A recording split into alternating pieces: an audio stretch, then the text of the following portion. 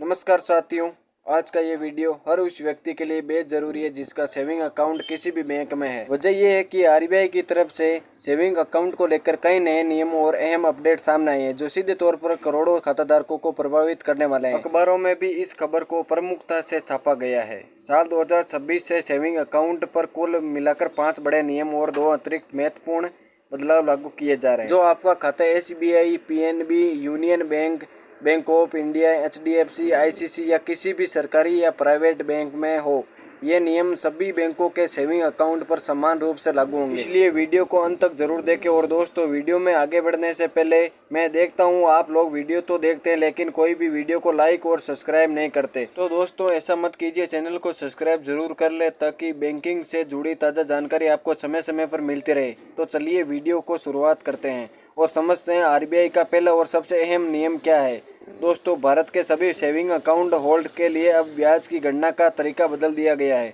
यानी अब जो पैसा आप अपने सेविंग अकाउंट में रखते हैं उस पर मिलने वाले ब्याज की कैलकुलेशन नए फॉर्मूले से की जाएगी। अब सवाल उठता है कि यह कैलकुलेशन कैसा होगा। मान लीजिए आपके सेविंग अकाउंट में आज रात 12 बजे तक 500 रुपये पड़े हैं, तो उसी दिन के लिए 500 पर ब्याज की गणना की जाएगी। इसका मतलब ये है कि अभी ब्याज की कैलकुलेशन डेली बेसिस मतलब रोजाना की जाएगी। पहले जो सिस्टम था उसे सेविंग अकाउंट पर ब्याज की गणना महीने के आधार पर होती थी, लेकिन अब आरबीआई के नए नियम के अनुसार हर दिन खाते में जितना बैलेंस रहेगा उसी राशि पर ब्याज जोड़ा जाएगा। इस नए नियम का सबसे बड़ा फायदा खाताधारकों को होगा। उदाहरण के लिए, अगर किसी दिन आपके खाते में 1 लाख है तो उसी दिन 1 लाख पर पूरा ब्याज कैलकुलेट होगा। अगर अगले दिन बैलेंस बढ़कर 2 लाख हो जाता है तो उसी दिन लाख पर ब्याज जोड़ा जाएगा। यानी हर दिन के बैलेंस के हिसाब से ब्याज जुड़ेगा, जिससे खाताधारकों को पहले की तुलना में ज्यादा पारदर्शी और फायदेमंद सिस्टम मिलेगा। अब बात करते हैं दूसरे नियम की, जो सेविंग अकाउंट के ब्याज से जुड़ा हुआ है। अब सवाल ये है कि जो ब्याज कैलकुलेट होगा वह आपके खाते में कब जमा किया जाएगा। आरबीआई के नए नियम के अनुसार सेविंग अकाउंट पर मिलने वाला ब्याज अब हर 3 महीने यानी क्वार्टरली आपके खाते में डाल दिया जाएगा।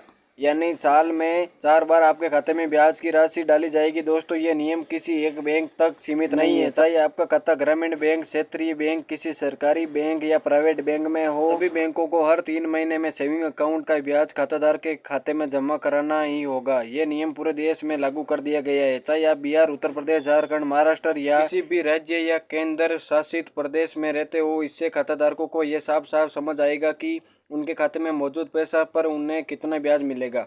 अब आते हैं तीसरे बड़े नए नियम पर, जो खास तौर पर छोटे खाताधारकों के लिए बहुत महत्वपूर्ण है। आरबीआई ने यह तय किया है कि 0 से लेकर 1 लाख तक के सेविंग अकाउंट बैलेंस पर यानी बैंकों में ब्याज दर एक समान होगी। यानी अगर आपके खाते में 1 लाख तक का राशि है तो चाहे आपका खाता किसी भी बैंक में हो, सभी बैंकों में आपका समान ब्याज दर मिलेगी। पहले ऐसा होता था कि अलग अलग बैंकों में सेविंग अकाउंट की ब्याज दर अलग अलग होती थी। इसी वजह से लोग ये सोचते थे कि किसी दूसरे बैंक में खाता खोल ले तो ज़्यादा ब्याज मिलेगा। लेकिन आरबीआई का यह नियम इस असमानता को खत्म करने के लिए लाया गया है ताकि सभी खाताधारकों को एक समान ब्याज का लाभ मिल सके।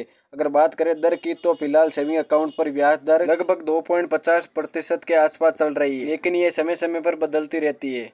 अगर आपके सेविंग अकाउंट में 1 लाख से ज्यादा रकम है तो उस अतिरिक्त राशि पर ब्याज दर तय करने का अधिकार बैंक के पास होगा। जैसे अगर आपका खाता बैंक ऑफ इंडिया या किसी अन्य बैंक में है तो 1 लाख से ऊपर के बैलेंस पर बैंक अपने हिसाब से ब्याज दर कर सकती है। ऐसा इसलिए होता है क्योंकि जब खाताधारक ज्यादा पैसा खाते में रखते हैं तो बैंक को भी फायदा होता है। इसी वजह से कई बैंक ज्यादा बैलेंस रखने वालों को थोड़ा ज्यादा ब्याज देने की कोशिश करते हैं। अब चलिए आगे बढ़ते हैं और समझते हैं कि अगर आप एक सेविंग अकाउंट होल्डर है और भारत के किसी भी बैंक में फिक्स्ड डिपॉजिट यानी एफडी कराना चाहते हैं तो आरबीआई का नया नियम क्या कहता है।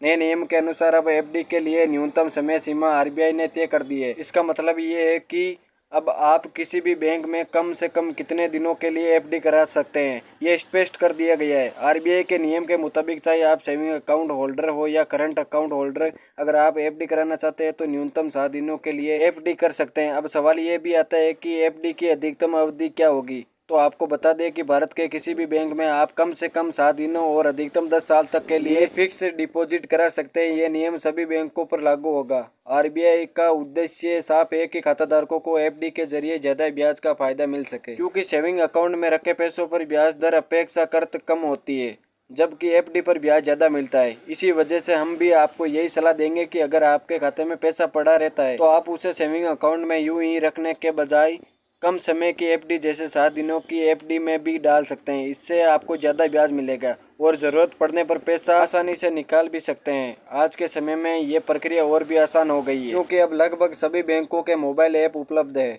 जैसे SBI के ऐप से आप घर बैठे ऑनलाइन एफडी कर सकते हैं और सिर्फ 7 दिनों के लिए भी एफडी बना सकते हैं। इससे आपको सेविंग अकाउंट की तुलना में बेहतर ब्याज मिले।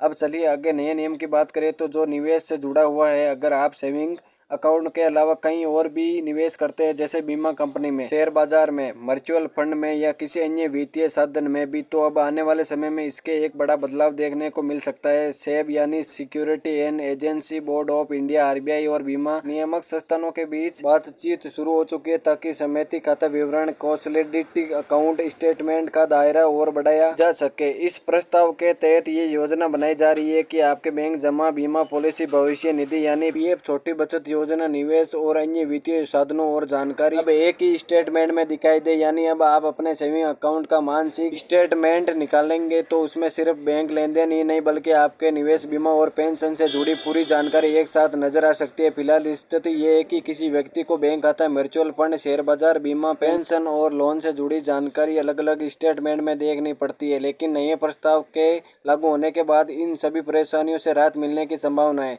अभी म्यूचुअल फंड और शेयर बाजार के निवेशकों को पैन नंबर के आधार पर समेकित खाता विवरण मिलता है, जिसमें म्यूचुअल फंड योजनाओं और डीमैट अकाउंट की जानकारी एक साथ होती है। आगे चलकर इस दायरे में पेंशन योजना जैसी राष्ट्रीय पेंशन प्रणाली NAPS को भी शामिल किया जा सकता है। इसका मतलब ये हुआ कि पेंशन, निवेश और बचत सभी की जानकारी एक ही स्टेटमेंट में दिखाई देगी। ये बदलाव निवेशकों और खाताधारकों के लिए बेहद फायदेमंद साबित होगा। तो दोस्तों, आज के इस वीडियो में हमें सेविंग अकाउंट से जुड़े RBI के नए नियमों और निवेश से जुड़े इस अहम बदलाव की पूरी जानकारी आपके साथ साझा की है। तो हमें उम्मीद है कि ये जानकारी आपके लिए उपयोगी रही होगी। मेरा आपसे हाथ जोड़कर निवेदन है कि इस वीडियो को अपने परिजनों, मित्रों तक भी जरूर पहुंचाइए और आप चैनल पर नए हैं तो चैनल को सब्सक्राइब जरूर करें, वीडियो को लाइक करें और अगर कोई सवाल या सुझाव हो तो हमें कमेंट बॉक्स में ज़रूर लिखें। आज के इस वीडियो में इतना ही। धन्यवाद।